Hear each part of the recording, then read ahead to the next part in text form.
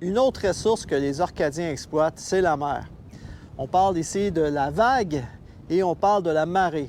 Derrière moi, ce que vous avez, c'est une houlomotrice. C'est un appareil qui génère de l'électricité avec les mouvements de la vague.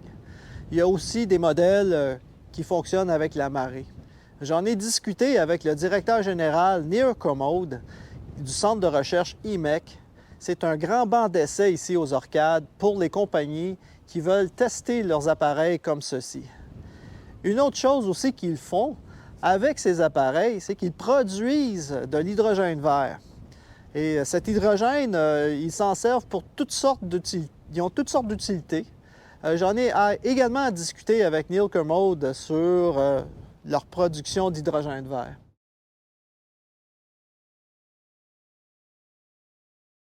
Thank you, Neil, to take time to receive me and answer a few questions. Talk a little bit about EMEC, what it is exactly, and what's the purpose of it. Yeah, sure. So EMEC is the European Marine Energy Centre, and we were set up back in 2003. So coming up, it'll be our 20th birthday next year, and we were set up to find a way to help people get wave and tidal energy machines into the sea. So some work was done back around end of the last century. It sounds weird to say that, but that realised to look at how the UK could use the sea. So for shipbuilding and dredging and yachts and marinas and everything. And it mentioned that marine energy could be a thing that could come along. And so some people in the north of Scotland, a place called in Inverness, an organisation called Highlands and Islands Enterprise, realised that there was a huge amount of energy that was going to be pounding into the ocean, into the cliffs here, and is there a way to use it? And so could there be a way to help that happen? And to help that happen, they realised a test centre was a really good way to start. So that's why we were created, as a way to help people get their machines into the sea.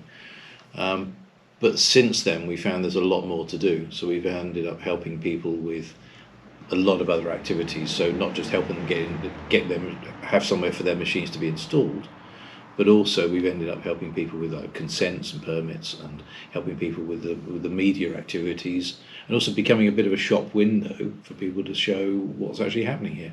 So we've evolved a bit in our role. Okay, and how many, is there a lot of countries that come down here to test their... Yeah, so we've had about, in the years we've been going, I think we've had now 35 different devices that we've installed and tested. I think from 11 different countries. I think it's 22 different companies have been here.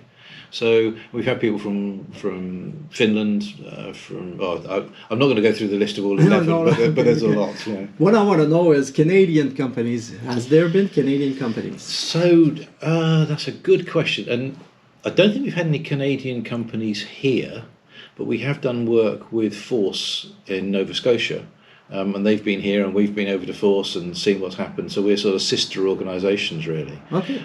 Because and we've had people who've been here who've then done work in Canada. So Open Hydro, they were here originally before they went and did their work in the Bay of Fundy, and SME have done work, and they're now just out from Digby, I think. So there's another one as well, I think we've had here who've gone and done work in Canada as well. So the point is there's a lot of ocean out there, and people are going to find ways to make this technology work, and are going to have to go where it's best for them to do their work. Okay. And so at the moment there's quite a lot of interest in what's going on in Canada, mainly because of the revenue support that's available. Okay, and the other question, the killer question I'm going to ask you is, has there been technology to adapt with Canadian conditions, such as in the Gulf of St. Lawrence, because we have ice pack in the wintertime, there's a lot of ice. Is there technologies and wave technology that would be adapted in those conditions? I don't know. So I think one of the things we've done so far is find out what works in the conditions we've got here, but those conditions are often driven by very different things. So I know there are people who've been looking at doing work in Canadian conditions with ice, and particularly like logs and stuff like that, with a winter melt or the spring melt. So We don't have the same conditions, but I don't think it's necessary to find a technology that's going to work in every single location all the time. You just have a slightly different technology. So you may find it's just impossible to make stuff that is going to last during the really strong with the ice, but actually you may just take it out of the water at that point, or bring it back to shore, or protect it. So we don't think that technology has to work all the time in every condition under every single conceivable circumstance. Okay. We've got to find a way into this. Okay. And is there the potential of all this of the systems? How big you can go with? I know that you have one that's generating 2 megawatts, but can you go bigger than that, or that's about the limit where you can go? Well, it's really driven by the conditions. So you imagine a wind turbine. You put a wind turbine, and they've got bigger and bigger and bigger. And I've got one in my garden that's 5 kilowatts, and there are machines here sort of multi-megawatts. But that's because we're in a fluid of almost infinite depth. There's the depth of the atmosphere. Whereas what we've got with tide and rivers is you're fixed by the shape of the river, and there's a bed down there. So you can't go bigger than the depth of the water. So we feel that probably things are going to be 2/3 to a third to half to 2/3 of the depth of the water is going to be the maximum size of rotor. But you might put multiple rotors, and you might put them in multiple lines. And so that's one of the challenges at the moment, is working out how many machines you can get into a piece of water, how closely you can pack them for not just the energy extraction, but how does it affect wildlife, and what else is there, and how many ships are there. So a lot of parameters. But we don't think we're going to see really huge, like 10 megawatt machines. It feels as though 2, maybe 3 megawatts, and after that you're starting to get outside of the depth of the water you've got available. Okay. And the potential, which is better, the tidal or the wave generating? Which is better? Well, it depends what you want and what have you got. So if you've got waves and you've got no tides, I'd go for waves. So it makes logic. It's logic. So they're different. They're different. Okay, so there's no preference. It's just according to what you have in front of you. And it depends how you look at it. I mean, on a global scale, there's a lot more space for wave than there is for tide. Yeah, it's true. But then again, there are a lot of locations which are really good for tide. So the Bay of Fundy would be great for putting tides in, but it's not going to be that great for waves, because it's on the east coast, whereas west coasts will get bigger waves. So there are some places which have got both, like here, and bits of New Zealand, say with Cook Strait and sort of the west-facing coasts. You can see places where you could have one or the other, but most places will probably choose the one that's best for them. Okay. And the potential of, like here in Orkney, what's the potential? Have you measured the potential of how much you can get out of the wave and tidal? Yeah. And in megawatts or gigawatts, I think, or terawatts probably. So we've got some work done on that, and it's kind of hard to be really precise. But as a community, we use around about sort of 25 megawatts of electricity most of the time. I think our peaks have been about 33, something like that. But we reckon there could be 2,000 megawatts of tidal energy around here. Okay. And there could be another 500 to 1,000 megawatts of wave. But to be honest, I'm giving you that number on a very, very small data sample. We've had 1 or 2 machines in the water, so the error band in that could be quite big.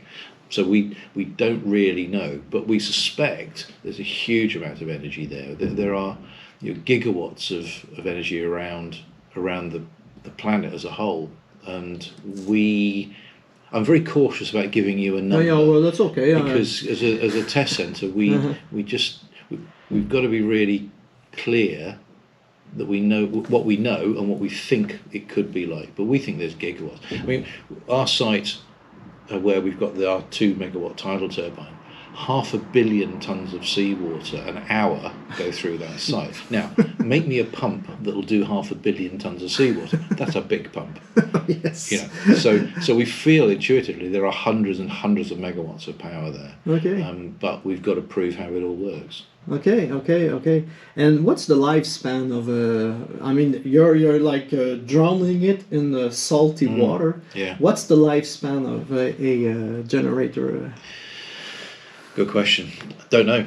I mean, the thing is, we've got to make them durable because you've got to get your money back for investing in the machines. But this stuff is hard.